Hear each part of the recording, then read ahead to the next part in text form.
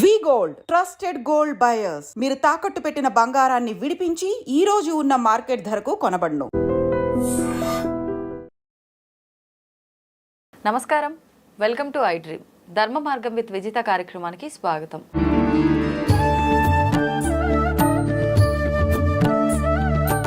ప్రస్తుతం మనతో పాటు ఉన్నారు లలిత ఉపాసకులు, ప్రముఖ జ్యోతిష వాస్తు పండితులు శ్రీ నానాజీ పట్నాయక్ గారు. ఇప్పుడు వారితో మాట్లాడదాం. నమస్కారం గురుగారు. శ్రీమాత్రే నమః.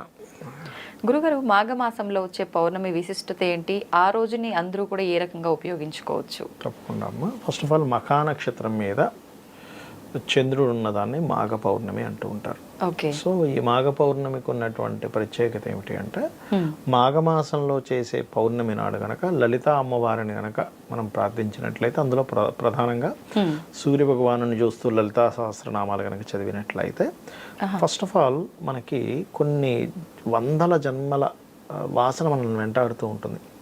అది కర్మ అనుకోండి, వాసన అనుకోండి. ఇప్పుడు మనకు ఉన్న అలవాట్లు ఏవైతే ఉన్నాయో, లేకపోతే మనం ప్రవర్తిస్తున్నటువంటి ప్రవర్తన దగ్గర నుంచి, మనం పడుతున్నటువంటి ఇబ్బందుల నుంచి అన్నీ కూడా పూర్వజన్మ కర్మలే. ఈ పూర్వజన్మ కర్మలు దగ్ధం అవ్వాలంటే మనకు శాస్త్రాల్లో చెప్పినటువంటి మూడు విధానాలు. ఒకటి లలిత సహస్రనామ శ్రవణము, పఠనము, లేదా సూర్య ఉపాసన, లేదా ఏదైనా ఆలయంలో సేవ చేయడం. ఈ మాఘమాసంలో ప్రత్యేకంగా సూర్యుడిని చూస్తూ గనక లలితా సహస్రనామాలు శ్రవణం కానీ పఠనం కానీ చేసినట్లయితే ఖచ్చితంగా మీ పూర్వజన్మ కర్మ దగ్ధమవుతూ వెళ్తూ ఉంటుంది. ఏ సమయంలో అండి చేయాలి? ఉదయం పూట కానీ సాయంత్రం పూట కానీ చేయొచ్చు. ఉదయం అయితే సూర్యుడు ఉంటాడు, సాయంత్రం అంతా అస్తమిస్తుంటాడు కాబట్టి మనకి టైం కుదరకపోవచ్చు. అది అయితే మనకి సహజంగా అందరూ ఏంటంటే లలితా సహస్రనామాలు ఏదో నామాలు అనుకుంటారు, కానీ ఈక్వల్ టు వేదమంత్రాస్. ఒక వేదమంత్రం తీసుకొని మనం ఒక క్రతువు చేస్తే దానికి ఖచ్చితంగా ఆ పని అయితే తీరుతుంది. వేదమంత్రం కనుక స్పష్టంగా ఎవరైనా సరే దాన్ని ఉచ్చరించి దానికి చేయాల్సిన విధానంలో ఒక హోమమో, యజ్ఞమో, అభిషేకం చేశారనుకోండి, 100% ఆ కామ్యం ఎలా అయితే నెరవేరుతుందో లలితా సహస్రనామాలకి కూడా అంతే శక్తి ఉంటుంది. ఇప్పుడు నామము, శ్లోకము ఎవరైనా చేయొచ్చు, కానీ మంత్రం అందరూ చేయడానికి నామాలు కదా అవి. ఇప్పుడు అంటే దీన్ని వేదం లాగా వేదమే. ఎందుకు దీన్ని వేదము అంటారంటే, ఇది ఎవరూ రచించలేదు. నిండు సభలో అమ్మవారిలో నుంచి 8 కిరణాలు బయటకు వచ్చాయి. వసిన్యాది వాగ్దేవతలు అంటారు వాళ్ళని. తెల్లటి కిరణాలు బయటకు వచ్చి ఆ నిండు సభలో వాళ్ళు అమ్మవారి గురించి చెప్పడం జరిగింది. ఆ అమ్మవారిలో నుంచే బయటకు వచ్చింది కాబట్టి అమ్మవారి నుంచి వచ్చింది ఏదైనా వేదంతో సమానమే. సో వాళ్ళు కూడా వేద సంబంధంగానే, అంటే వేదంతో సమానమైనటువంటి విషయమే. వేదంలో ఉన్నదేంటి, అసలు భగవంతుడు ఎవరు, ఏమిటనేటువంటి ఈ ప్రకృతి ఎవరు, విశ్వం ఏంటనేది చెప్పింది. లలిత సహస్రనామాలు కూడా అదే ఉంది. కాబట్టి ఆ నామాలకి చూడ్డానికి నామంలా ఉన్న లోపల బీజాక్షరాలు ఇమిడి ఉంటాయి లోపల, మనకు తెలియకుండానే. కాబట్టి ఎవరైనా సరే ముఖ్యంగా మాఘ పౌర్ణమి నాడు ఉదయము, సాయంత్రము, లేదా సాయంత్రం పూట పౌర్ణమి చంద్రుడిని చూస్తూ కనుక చేసినట్లయితే ఫస్ట్ ఆఫ్ ఆల్ వాళ్ళకి జరిగేది ఏమిటంటే, ఒకటి మానసిక ధైర్యం అనేది పెరుగుతుంది వారికి.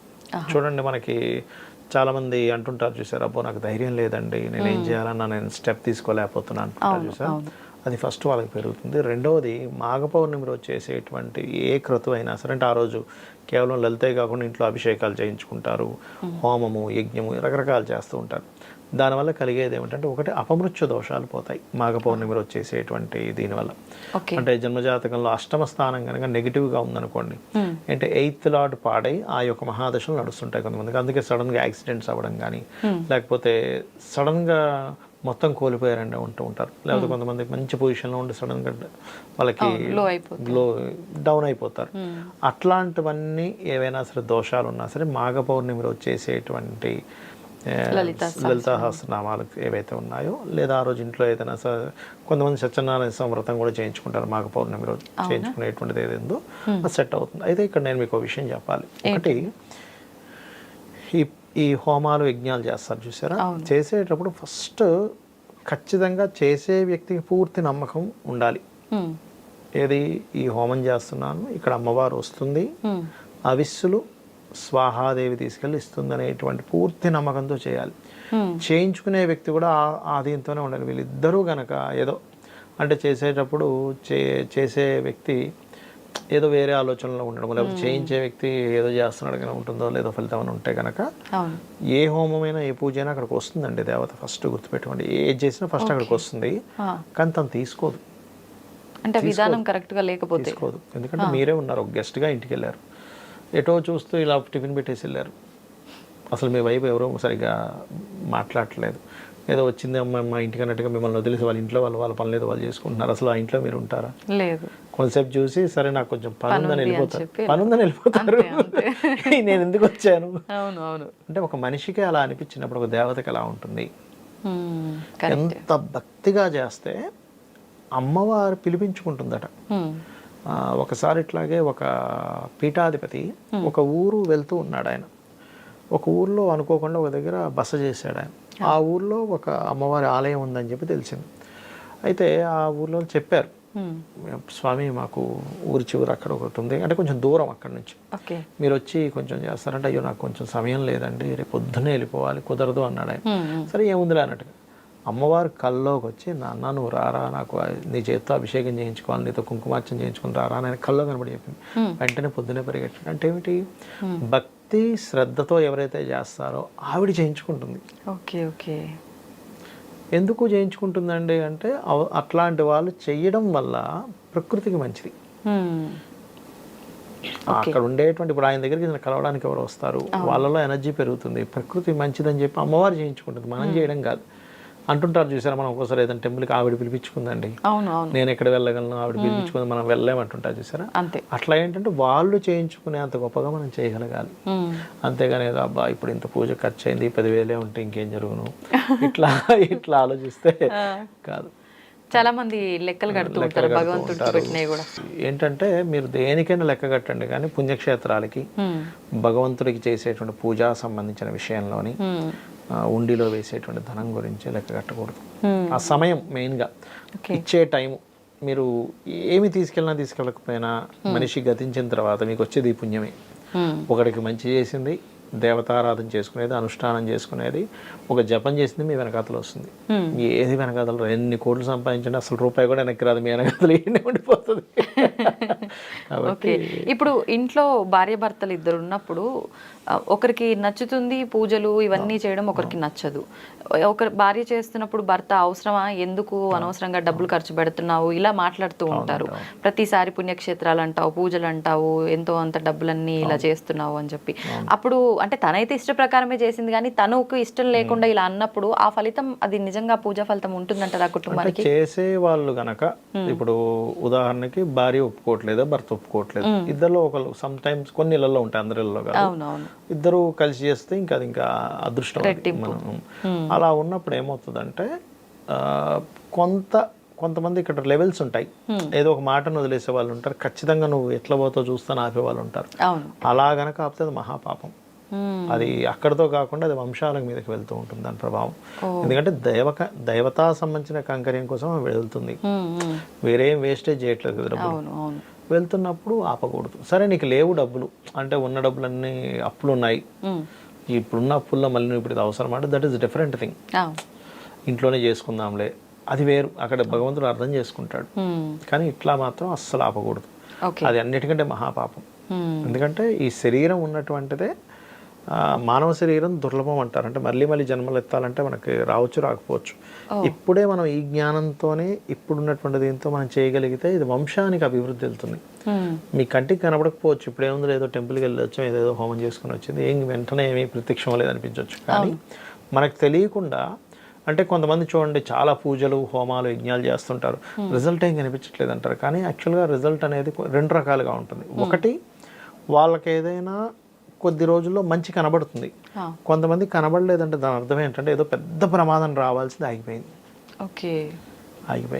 ఎట్లా అంటే నేను ఒక చిన్న ఎగ్జాంపుల్ చెప్తాను చూడండి. ఒకసారి ఇట్లాగే నాకు క్లయింట్ మాట్లాడుతూ ఉంటే,